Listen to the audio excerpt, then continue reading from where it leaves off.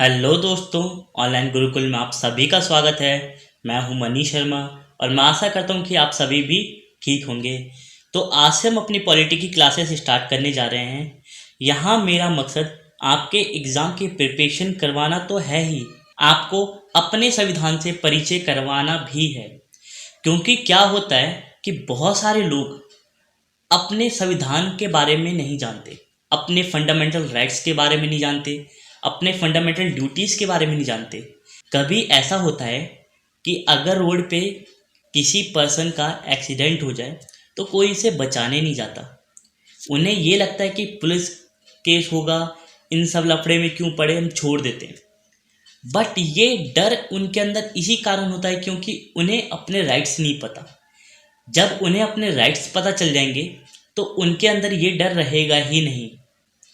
तो हमें अपने राइट्स को जानना बहुत ज़रूरी होता है। कभी कभी क्या होता है कि आप किसी दुकान पे जाते हैं, कोई दुकान वाला आपसे एमआरपी से ज़्यादा प्राइस पे सामान बेचता है, आप ले लेते हैं। ठीक है, आप दुकानदार से बहस नहीं करते। ठीक है, आपको क्योंकि पता नहीं है कि इसके आगे हमें करना क्या है। कंज्यूमर कोर्ट का गाइडलाइंस है कि अगर कोई भी पर्सन या कोई भी वेंडर या कोई भी दुकान वाला होलसेलर अगर एमआरपी प्राइस से ऊपर बेचता है तो उसका लाइसेंस भी रद्द किया जा सकता है और उस पर फाइन भी चार्ज किया जा सकता है।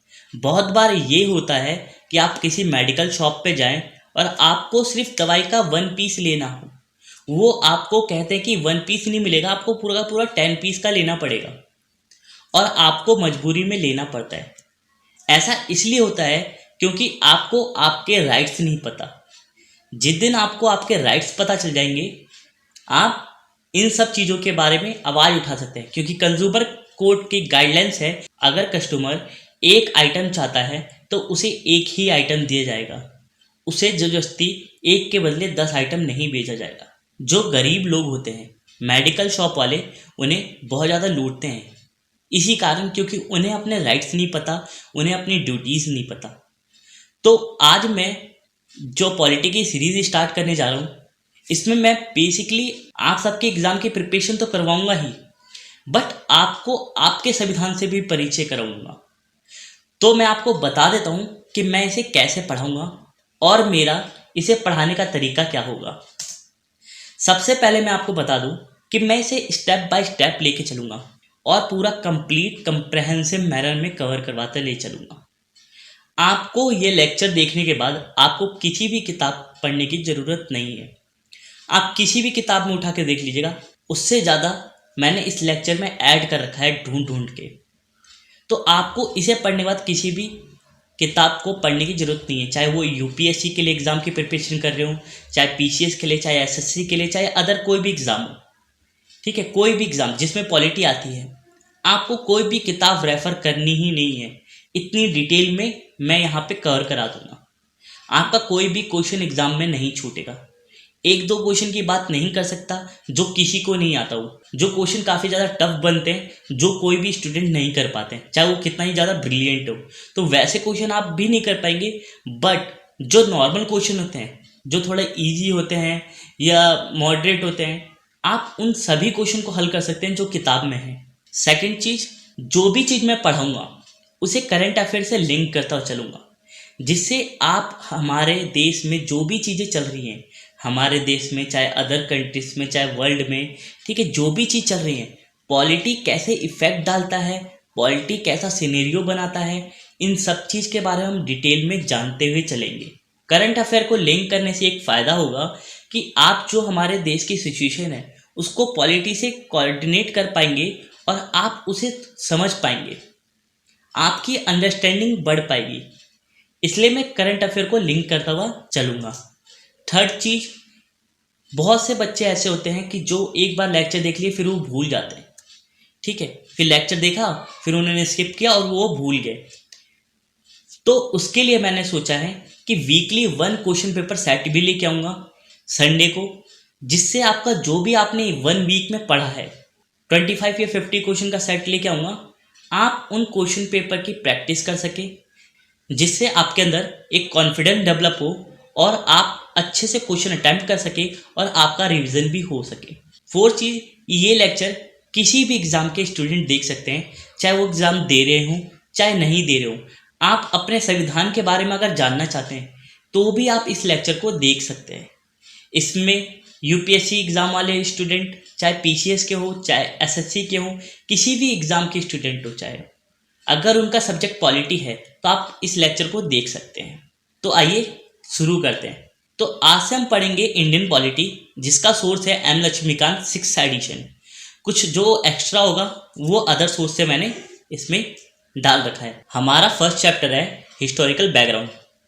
पर हिस्टोरिकल बैकग्राउंड के बारे में जानने से पहले हम इसके इंट्रोडक्शन के बारे में जानते हैं। सबसे पहले हम ये देखेंगे जो हमारी संविधान है उसका इतिहास क्या है, क्योंकि जो भी हमें हिस्ट्री पढ़ाई जाती है अब तक वो आधी से ज़्यादा हमें गलत हिस्ट्री पढ़ाई जाती है। हमें कहा जाता है कि वास्को डिगामा 1498 में जब भारत आए थे तब उन्होंने भारत की खोज की थी। क्या उसके पहले भारत नहीं था? उसके पहले भी तो भारत था। क्या उसके पहले हमारे बाहर कंट्री के साथ रिलेशन नहीं थे? उसके पहले हमारे बाहर कंट्री के साथ भी रिलेशन थे। बट हमें ये कहा जाता है कि भारत की खोज 1498 में ही हुई थी। वैसे ही हमारा संविधान की हिस्ट्री ऑफ कॉन्स्टिट्यूशन ये कहता है कि सबसे पहला जो लिखित संविधान है वो अमेरिका का सबसे पहला लिखित संविधान बना है, जबकि ऐसा है ही नहीं। सबसे पहला संविधान भारत का ही है। आप संविधान के बारे में क्या समझते हैं? संविधान किसे कहते हैं?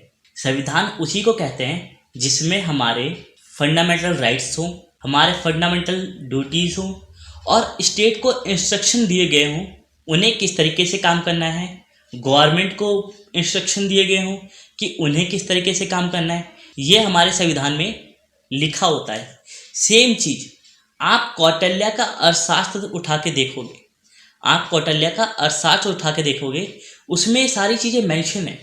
उसमें लिखा हुआ है कि एक राजा को कैसे राज्य पर शासन करना चाहिए, स्टेट को क्या क्या गाइडलाइंस दिए हैं, कैसे कैसे काम करना चाहिए, क्या क्या फंडामेंटल राइट्स होने चाहिए, ये लिखा है।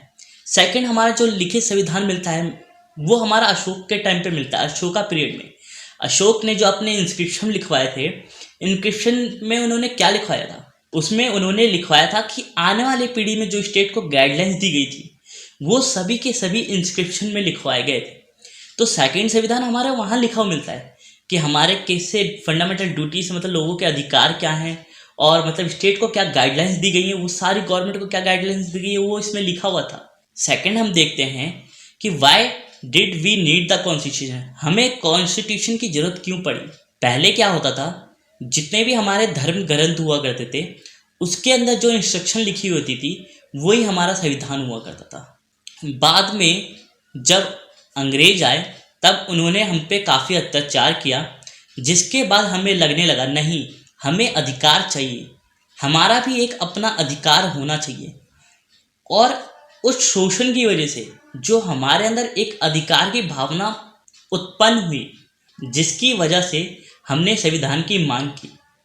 और नेहरू रिपोर्ट जब 1928 में नेहरू रिपोर्ट आई थी, 1927 में बनना शुरू हुई थी, 1928 में आई थी, ठीक है। जब नेहरू रिपोर्ट आई थी तब उसमें फर्स्ट बार संविधान में जो जो चीज़ें हैं वो उसमें लिखी गई थी, और वही रिपोर्ट बाद में जाके पब्लिश हुई थी 1935 में, जिसमें से संविधान में आधे से ज़्यादा 1935 के चीज़ें उठा के रखी गई हैं।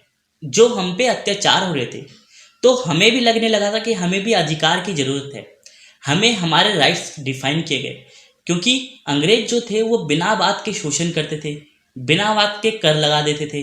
उन्हें खुद नहीं पता चलता था लोगों को कि किस बात का कर देंगे, कब क्या होगा हमारे साथ, कब क्या नहीं होगा। तो उन्हें भी एक चीज़ का एहसास हुआ कि हमें लिखित संविधान चाहिए, जिसकी वजह से हम अपनी चीज़ों को संभाल के रख सके, हमें उस चीज़ का ज्ञान हो और हम उस चीज़ से बच सके। तो आप सभी समझ गए होंगे कि हमें हमारी संविधान की ज़रूरत क्यों पड़ी, क्योंकि हमें अपने अधिकार को सुरक्षित रखना था। थर्ड पढ़ते हम टाइप ऑफ कॉन्स्टिट्यूशन। हमारे कितने टाइप्स के कॉन्स्टिट्यूशन होते हैं? हमारे 2 टाइप्स के कॉन्स्टिट्यूशन होते हैं। फर्स्ट होता है रिटन कॉन्स्टिट्यूशन, सेकंड होता है अनरिटन कॉन्स्टिट्यूशन। जो अनरिटन कॉन्स्टिट्यूशन होता है वो ब्रिटिश को कहा जाता है कि ब्रिटिश में अनरिटन कॉन्स्टिट्यूशन है, और कॉन्स्टिट्यूशन रिटन कॉन्स्टिट्यूशन कहा जाता है। रिटन कॉन्स्टिट्यूशन अमेरिका का सबसे पहला रिटन कॉन्स्टिट्यूशन है। ठीक है, तो इसके बारे में हम डिफरेंस जान लेते हैं कि रिटन कॉन्स्टिट्यूशन और अनरिटन कॉन्स्टिट्यूशन में क्या डिफरेंस होता है। अनरिटन कॉन्स्टिट्यूशन अनऑर्गेनाइज होता है, वो एक जगह सही स्ट्रक्चर मैनर में नहीं लिखा होता है। पर जो हमारा रिटन कॉन्स्टिट्यूशन होता है वो एक जगह स्ट्रक्चर मैनर में लिखा होता है, और इसका एक फ़ायदा भी है। ये एक बुक की तरह होती है हमारा कॉन्स्टिट्यूशन, जिसे हम लेके कहीं भी जा सकते हैं, पढ़ सकते हैं कि हमारा संविधान क्या है। पर जो अनरिटन कॉन्स्टिट्यूशन है उसके लिए हम पूरी लाइब्रेरी लेके कहीं थोड़ा जा सकते हैं। वो पूरी लाइब्रेरी में जो बुक पढ़ी हैं, जिनके बेस पे वो फॉलो करते हैं उन चीज़ों को, ठीक है, वो सारी चीज़ें हम लेके नहीं जा सकते, वो अनस्ट्रक्चर मैनर में लिखी हुई हैं। पर जो हमारा रिटन कॉन्स्टिट्यूशन है वो स्ट्रक्चर मैनर में लिखा हुआ है, इसलिए हमारे संविधान को लाइव डॉक्यूमेंट भी कहा जाता है, क्योंकि हम इसमें अपने ज़रूरत के अनुसार जब हमें लगता है कि समय के साथ इसमें चेंजेस होना चाहिए तो हम उसमें अमेंडमेंट करके चेंजेस ला देते हैं। इसलिए हमारे कॉन्स्टिट्यूशन को लाइव डॉक्यूमेंट भी कहा जा सकता है। पर ये चीज़ अनरिटन कॉन्स्टिट्यूशन में नहीं हो सकती। ये रिजिड भी होता है और फ्लेक्सिबल भी होता है। रिजिड कैसे हो गया? क्योंकि बहुत सारी ऐसी चीज़ें हैं जिन्हें आप चेंज नहीं कर सकते, और फ्लेक्सिबल इसलिए क्योंकि बहुत सारी चीज़ें लिखी नहीं है तो आप कुछ भी चेंज कर सकते हो। पर जो इंडियन कॉन्स्टिट्यूशन है वो फ्लेक्सिबल है, क्योंकि वो समय के साथ हमेशा चेंज हो जाता है, इसलिए उसे लाइव डॉक्यूमेंट भी कहा जाता है। यहाँ क्या होता है, जो अनरिटन कॉन्स्टिट्यूशन में यहाँ पार्लियामेंट सुप्रीम होती है, यहाँ पार्लियामेंट सुप्रीम होती है। पर जो हमारा रिटन कॉन्स्टिट्यूशन है वहाँ पे कॉन्स्टिट्यूशन सुप्रीम होता है, और जो इस्लामिक कंट्री होती है वहाँ पे इस्लाम सुप्रीम होता है। जैसे कि पाकिस्तान, ठीक है, वहाँ इस्लामिक सुप्रीम है, इस्लाम सुप्रीम है, वो इस्लाम को मानते हैं, ना ही वो कॉन्स्टिट्यूशन को मानते हैं, ना ही वो पार्लियामेंट को मानते हैं। वहाँ पे इस्लामिक कंट्री है तो इस्लाम को मानते हैं, वहाँ कॉन्स्टिट्यूशन जैसी कोई वैल्यू नहीं है, तो वहाँ पे इस्लाम सुप्रीम होता है। हमारे यहाँ पे क्या है, हमारे यहाँ पे कॉन्स्टिट्यूशन सुप्रीम है, कॉन्स्टिट्यूशन से ऊपर कोई भी नहीं है। ठीक है, ना ही हमारा सुप्रीम कोर्ट है, ना ही हमारे पार्लियामेंट है, ना ही हमारे राष्ट्रपति है, ना ही हमारे प्रधानमंत्री हैं। अगर कॉन्स्टिट्यूशन से ऊपर होते तो ये कॉन्स्टिट्यूशन को दबा देते, क्योंकि बहुत सारे ऐसे नेता हैं जो बन जाते हैं और अपने फ़ायदे के लिए कॉन्स्टिट्यूशन को दबा देते हैं। इसलिए हमारे कॉन्स्टिट्यूशन को सबसे सुप्रीम रखा गया है। जो अनरिटन कॉन्स्टिट्यूशन है यहाँ पे जुडिशरी के पास लिमिटेड पावर है, यहाँ पे जुडिशरी के पास लिमिटेड पावर है, क्योंकि यहाँ की पावर पार्लियामेंट और गवर्नमेंट के हाथ में ही होती है। पर जो हमारे यहाँ कॉन्स्टिट्यूशन है वहाँ पे जुडिशरी को काफ़ी ज़्यादा पावर दे रखी है, मैसिव पावर दे रखी है, क्योंकि वो कॉन्स्टिट्यूशन को संभाल सके। अगर जुडिशरी के पास पावर नहीं होगी तो गवर्नमेंट क्या करेगी, गवर्नमेंट जुडिशरी के ऊपर अपना अधिकार बनाएगी और धीरे धीरे कॉन्स्टिट्यूशन पे भी अपना अधिकार कर लेगी। पर जब तक जुडिशरी है तब तक कॉन्स्टिट्यूशन सेफ है। जिस दिन जुडिशरी बिक जाएगी गवर्नमेंट के हाथ, उस दिन हमारा कॉन्स्टिट्यूशन भी बिक जाएगा।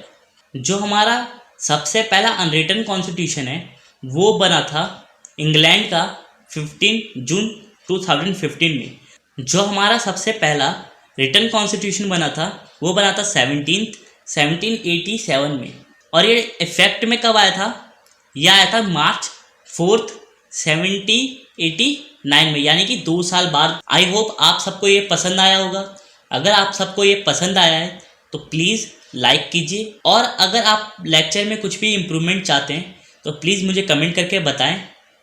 और अगर आप मेरे चैनल पर न्यू हैं तो प्लीज़ चैनल को जाकर सब्सक्राइब कर लीजिए, क्योंकि मैं इसकी पूरी कंप्लीट सीरीज़ लेके आने वाला हूँ। उसके बाद मैं हिस्ट्री ज्योग्राफी भी लेके आने वाला हूँ, तो प्लीज़ जाके चैनल को सब्सक्राइब कर लीजिए और बेल आइकन को जरूर दबा लीजिएगा, जिससे वीडियो की नोटिफिकेशन आए तो आपको पता चल जाए।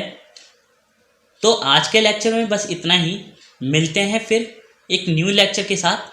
तब तक के लिए धन्यवाद।